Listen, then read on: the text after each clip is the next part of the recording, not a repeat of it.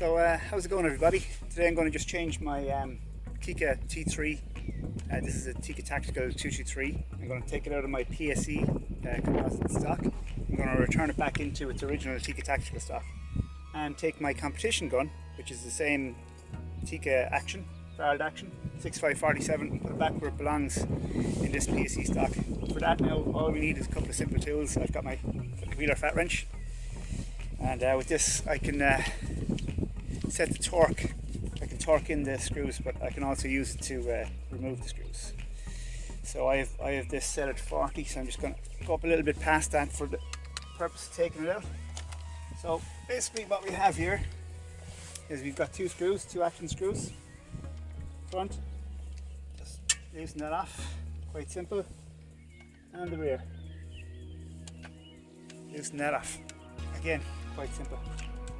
That just comes loose,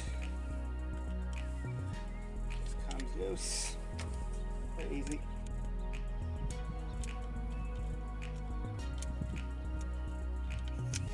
The rear is a longer screw than the front.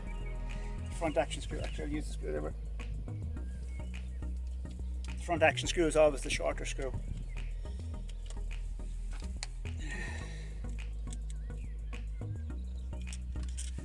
Shorter action screw.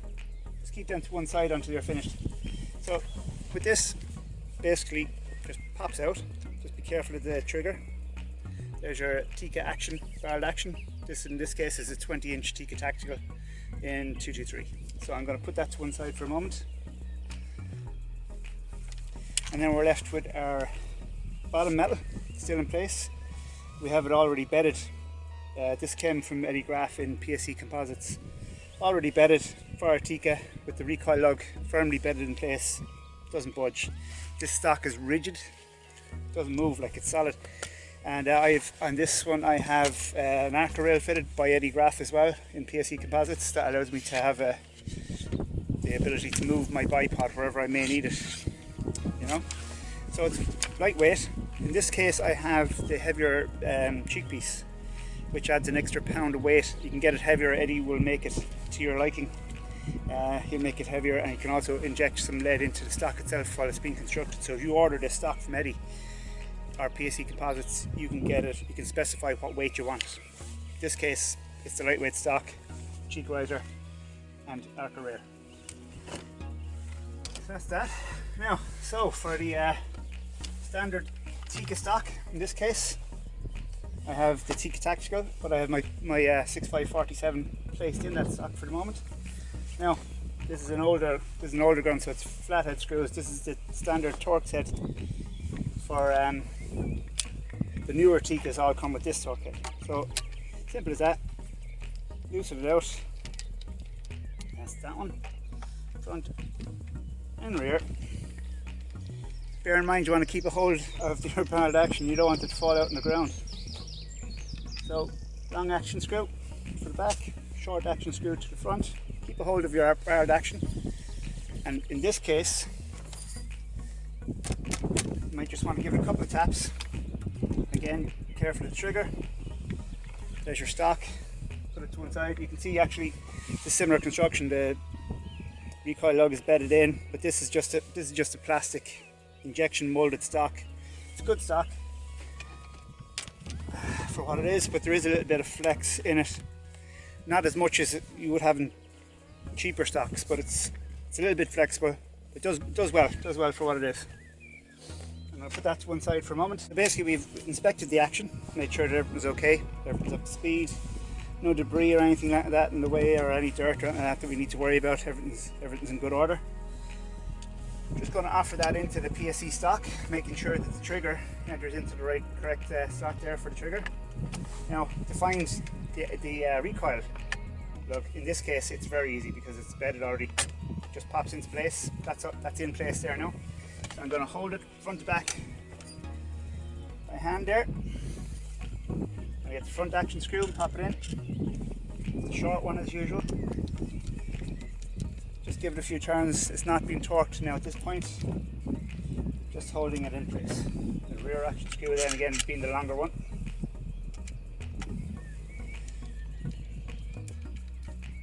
So they're just barely snugged up there now, and you can see that there is no action, no movement, no nothing. Okay, so before you torque it down,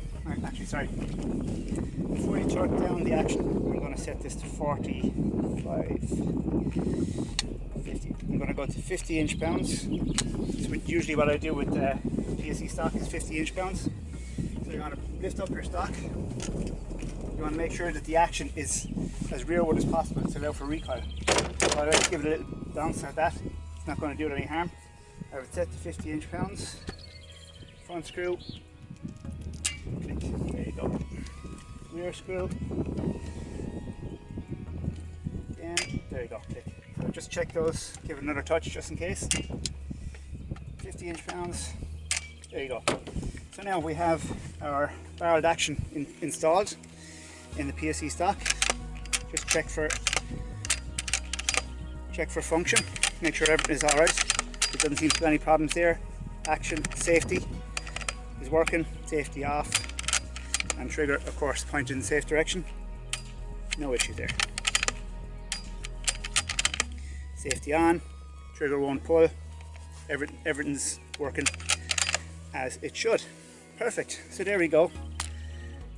Quick transformation from standard stock into PSE composites E-Tac stock.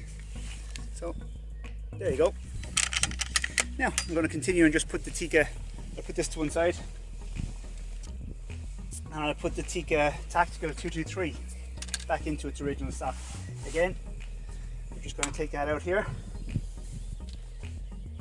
We want to make sure that everything is in place, no dirt or debris in the way, that the trigger is all good. I've this lightened out as well, as I might have said in the I've just lightened out to the maximum. This is the trigger screw here. I've it lightened out the way to make it as light as possible. This doesn't have a Yodave trigger string in it, but it does also have a nice crisp brake. No issues there. I could lighten this down with a Yodave trigger spring, the same as I did with my competition gun, but I like to take this after vermin. So that 1.5 pounds, whatever it is perfectly adequate for what I use it for. So again, we just line that up. Make sure it goes into the right hole there. Slightly tighter fit in this, as in the plastic stock is kind of springy, so it grabs a hold of the barreled action. Similar in the PSE stock, it actually just nearly sucks straight into place. It's a perfect fit, whereas this it relies on a slight bit of tension in the stock. And again, you just want to make sure that's in place. Back and forward. Seems to be in place there. Now into the recoil lug. Yeah, pick it up. I'm going to put in the rear one there first. Now this, like I said, is an older gun, and it comes with the flathead. Still the same thing. Just put it back into the screwdriver. Snug it up. Now that's just taking a little bit of tension. Same with the front action screw, the small to the front. And again, we're just going to snug that into place. Now, this is not as solid a stock as the PSE stock, so for that reason, I'm going to back that down to 40 inch-pounds. I just like to keep them a good bit tight, like 40 is plenty. So again, we're going to make sure that the action is bedded in the stock. Give it a couple of bounces up and down there. Here. And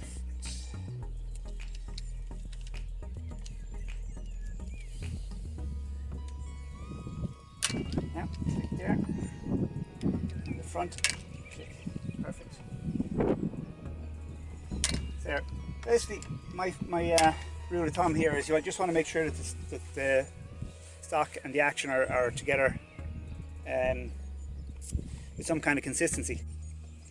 So basically we have the stock in place, or the action in place in the stock, and again, as we did before, just want function test. Action is going in and out, or the bolt is going in and out as it should. You want to check for safety. Safety is working, it's keeping the bolt in place as it should and pointed in a safe direction. Trigger pull, nothing's happening. Safety off, lift it up and back, everything's working perfectly, and again trigger pull, perfect. everything seems to be working as it should. So that's that. Now I'm just going to check for the magazine fit. Magazine should just pop in there, pop out. No issues at all there. That's fine. You can see with the Tikkas, they're very easy to swap out once you have a couple of barreled actions that are of a similar shape, like the Tikka T3s. They'll easily move from a competition stock like the PSE to the I'll take it up there, like straight from one into another. So basically you've got a solid stock here that you can swap your barreled action into for a bit of target work, or you can put it straight back into its factory stock there, and you have the use of an excellent stock that will last you a lifetime. This stock here was painted by Eddie Farmee. This is the colour scheme that I chose. I'm sure if you contact PSE Composites, they'll do the same for you. Once you place an order, you can give them an idea what kind of colour scheme you wanted. This is a colour scheme I saw on Eddie's gun, his own personal gun he had. Very similar to it. I got him to put in the red blotches. I just think it makes it pop a small bit more. And yeah, this is my personal rifle. This is my personal stock. You won't see another one like it. Seems similar. So that's it. PSE stock. Quick swap over from one rifle stock to another. Two barreled actions. They can interchange over and back, and there you have it. Okay, so we've fitted the Tikka back into its competition stock here at the PSE, and we're just going to check one last thing, and that's how well she shoots. So I've got a couple of rounds here. Stick them on. Ear protection. I've got a target down there at about 512 yards, and I've dialed in. So I'm just going to take a couple of shots there. Change the magazines, and just make sure that all functions properly after swapping them over. So here we go.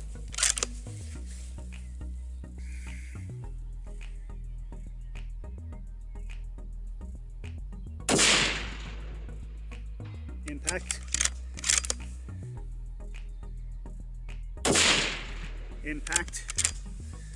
And of course, magazine function. Two different magazines there. I've got the original Tikka magazine here, CTR, aftermarket MDT magazine. So what we're checking for here now is feeding.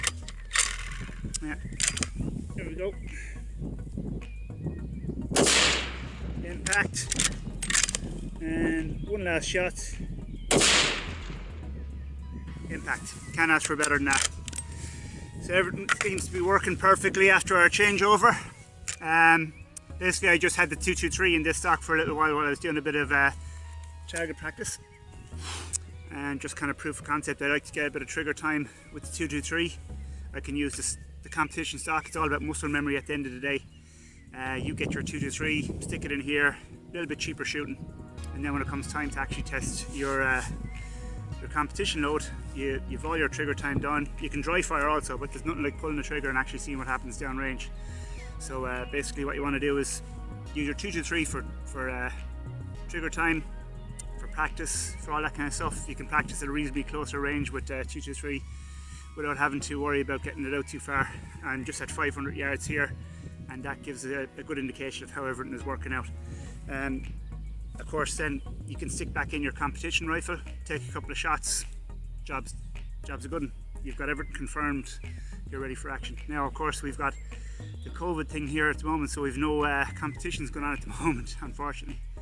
So all we can do is just practice. So anyway, that's that. That's a quick show of what happens when you buy a good stock and you've got a couple of rifles that have the same footprint. You can use your good stock, get some trigger time with the cheaper ammunition, and hopefully improve your shooting at the end of the day. Don't know how well it's going to do. Like, it's one thing shooting out here with no pressure, and another thing shooting a competition. But I suppose trigger time, it all adds up.